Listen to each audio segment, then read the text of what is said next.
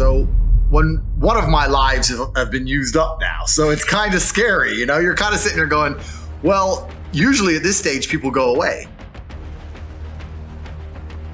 So I've used my first life, which is kind of upsetting when you know that next is going to be some false charges. The two worst ones. Yeah, and if you survive the false charges, you just die.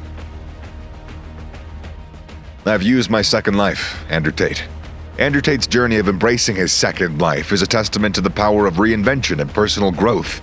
Through sheer determination and self-belief, he's shown us that it's never too late to pivot, redefine oneself, or pursue new passions.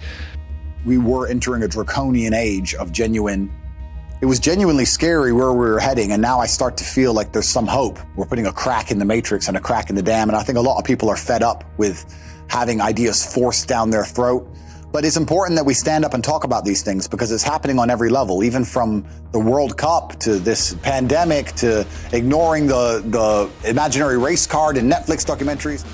His ability to adapt and thrive in various fields serves as a reminder that we too can break free from limitations and pursue our dreams, no matter how daunting they may seem. Andrew Tate stands out as a beacon of inspiration in a world where there are many content with mediocrity. His bold pursuit of a second life demonstrates that success is not a one-time event, but an ongoing process of self-discovery and personal evolution. There are so many people not pointing out obvious things in the world that it's getting pretty scary to live in this false reality. We need people to just stand up and say, no, this is absolute garbage. But there has been real world detriment to doing what I've done. They did delete me across all social medias and delete me on every app on my phone and freeze all my bank accounts and try and raise criminal charges against me for things I haven't done. And there has been real consequences. Tate proves that we can all redefine ourselves and reach new heights in life by embracing change, seeking new challenges, and relentlessly pushing his boundaries. Andrew Tate's embrace of his second life is a powerful reminder of the resilience of that human spirit. By daring to leave behind his old life and chart a new path, he's shown us that it's possible to overcome adversity and forge a new identity. So how did you get around them freezing your bank accounts? You don't, do you? You have to just deal with the long legal process of having 7 or 8 bank accounts and millions of pounds frozen. And they just issue AFOs and they just freeze it. So this is the thing. It all ties into how deep you go into the matrix. Is the money that you have yours? Is the house that you own yours? Is any of it yours? You piss off a government. Piss off a government and tell me what's still yours. And you'll soon learn that none of it is yours. You think you own it. That's my money. I worked for it. I paid my taxes on it, so it's mine. Well, it's not. And that's their goal, right? Their goal is to soften everybody's brains and to delete one side of the argument. This is why I talk about the matrix. People say, why do you talk about the matrix all the time? And I say there are people who are living right now in a computer-generated reality. If you believe everything you're watching on the news, you are believing a complete false version of reality. And the idea of that reality is to keep your brain occupied enough so that you'll continue to do a shit job for shit wages, pay your taxes until you die. That's the plot of the Matrix movie. They're abusing your body and controlling your mind so that your body will sit there and do what they need it to do until you're no longer useful anymore. And that's exactly what's happening. And another question I get is people ask me why I'm so interested in this fight against the Matrix. And I try and explain to people that I believe this fight cannot be avoided. I think you're either combating the Matrix and fighting against the garbage they're telling you, or you're believing it. And if you believe it, then you end up fighting against yourself. You end up fighting against your own mind. You can't avoid the battle. If you're a full-grown man and you believe everything that's on the news, you're gonna end up fucking semi-depressed, divorced, miserable, broke. Like your life's shit anyway. There's no way to escape this fight. You're either buying their crap and fighting against your mind, or you're fighting against their crap. There's no other way to do it. Once the Matrix can program an emotional response into you, and you can't even logically, with your own words, explain why you have that emotional response, you're completely a slave mind. These people don't think about anything. They believe what they're told to believe. They're emotional about what they're told to be emotional about in the exact direction they're told to be. And that's what the Matrix wants. It wants to be able to say a name and tell the world to hate them without even giving a reason and just get what they want. These people are so far gone. These individuals who they cannot logically explain their own emotions are so far gone, it's ridiculous. As an adult, what you need to do is seriously analyze every strongly held belief you currently have and work out where it came from. Is it personal experience? Is it from somebody who I care about and who I trust? Is it from what the news has said? Why do I believe this so much? Why do I have an emotional response to this? Where did it come from? People don't do that. They just sit there, watch the news, watch social media. I'm supposed to hate this guy, so I now hate this guy. Yeah, so the Matrix attacked me. Yeah. They tried to remove me from social media. They've used their bullets. They used their bullets. I'm still all over social media, so they failed. They failed. What's scary about it, the only thing I will say I don't like about being banned is that you get 3 lives when you attack powerful people. They first ban you and try and shut you up. Secondly, they'll put you in jail for something you didn't do. And thirdly, they'll kill you. So I've used my first life, which is kind of upsetting when you know that next is going to be some false charges. The 2 worst ones. Yeah, if you survive the false charges, you just die. Jesus. So that's kind of upsetting.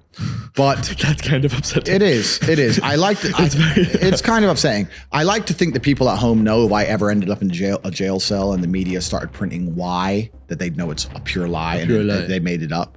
Yeah. But that's kind of scary. Outside of that, the ban in and of itself has not. I don't care, bro. It's made no difference to my life. The only thing Instagram was good for was a bunch of chicks, and that's all. That's the only thing I used it for. And you have them. I do okay. I don't need it, so I don't care about any of that stuff. Yeah. I do think the social media companies have made a mistake. I think they're now realizing they've made a mistake. Are they contacting you? I can't say what's happening, but I do believe I will be reinstated. However, it's truly not that important at this time. If I had to martyr my social media accounts to show the world that everything I was saying was true about the Matrix, then it was worth it. And money is the key to beginning to escape. So we had Hustlers University. They attacked it when they attacked the Matrix. So now we've started our own banks. We have our own banking license. We have our own payment processing. We have our own data center deep in a mountain. Was that because it all got taken off you when you were cancelled? It's because they were attacking it. Right. So we built all the infrastructure ourselves. So you're decentralized? Completely. So it can't be attacked anymore.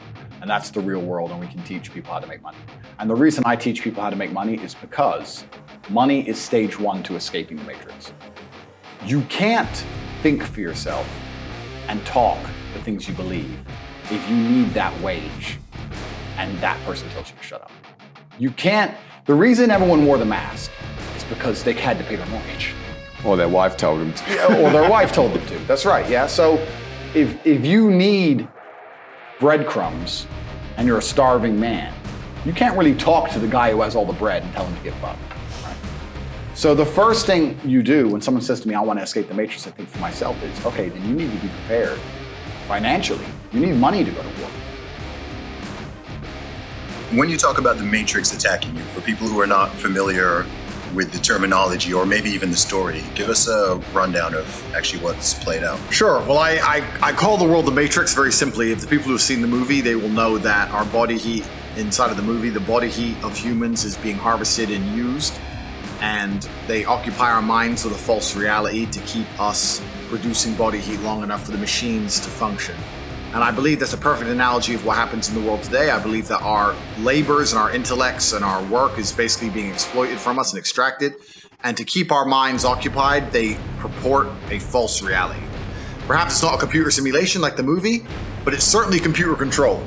If the social media companies and the media companies can control the information people have access to, and they'll delete an entire side of the argument for anybody who tries to talk against it, then they are creating a false reality. And people are buying into this false reality so that they can stay asleep long enough to continue to be a slave. So I think the Matrix is a perfect example of what's happening in the world today. And anybody who stands up and speaks loudly up against the Matrix, if you do it too loud, too long, sooner or later they see you as a problem, they want you to go away. And there's 3 stages to that. First, they try and delete you everywhere and cancel you like they've done to me. The second stage is put you in jail for no reason. And the third stage is to kill you. So one of my lives have been used up now. So it's kind of scary, You're kind of sitting there going, well, usually at this stage people go away. But if I don't go away, what comes next? The reason the Matrix has attacked me is because of that. It's because I am an influence. Yeah. And when they don't like influence. They don't like influence because I've not sold my soul. They don't control me. And normally when you become massively influential, they control you. You either sign a contract or you're a sponsor or you're a manager. A record label. Yeah, whatever. They have some kind of leverage over you to make sure you only say what you are supposed to say. I'm an individual which they do not control. I have mass influence over the population of Earth. Yeah. And when you have somebody like me who is principled, who has morals, who believes in God, who will not sell their soul, will not promote degeneracy, who also has mass influence, they see me as a threat because they say, there are certain agendas which he will not promote because of his morality. Right. And we need immoral people who have sold their souls absolutely and completely, so they'll enforce the slave programming amongst the population. So they see me as a threat because of my mass influence. And me being positive in and of itself is also a threat to the establishment, because they don't want people to be happy. They want you to be semi-depressed and sad and miserable, because when you're sad, you're self-obsessed. And you're distracted. You're distracted and you're self-obsessed. When you're sad, you're sitting at home, me. It makes you very selfish. Yeah. You don't care about your community when you're sad. Yeah. You don't care about your country when you're sad. You don't care about the injustices of the world when you're sad. You don't care about trying to actually go and make the world a better place because you're too busy thinking about yourself. So they want you miserable, semi-depressed, sad, unhappy, so that you can sit at home and accept them doing whatever they want to the planet and other people without ever talking or standing up or doing the right thing. If you're happy and motivated, you're going to be far more likely to fight against injustices. So the fact that I have mass influence and I can just make people feel better is a threat to them.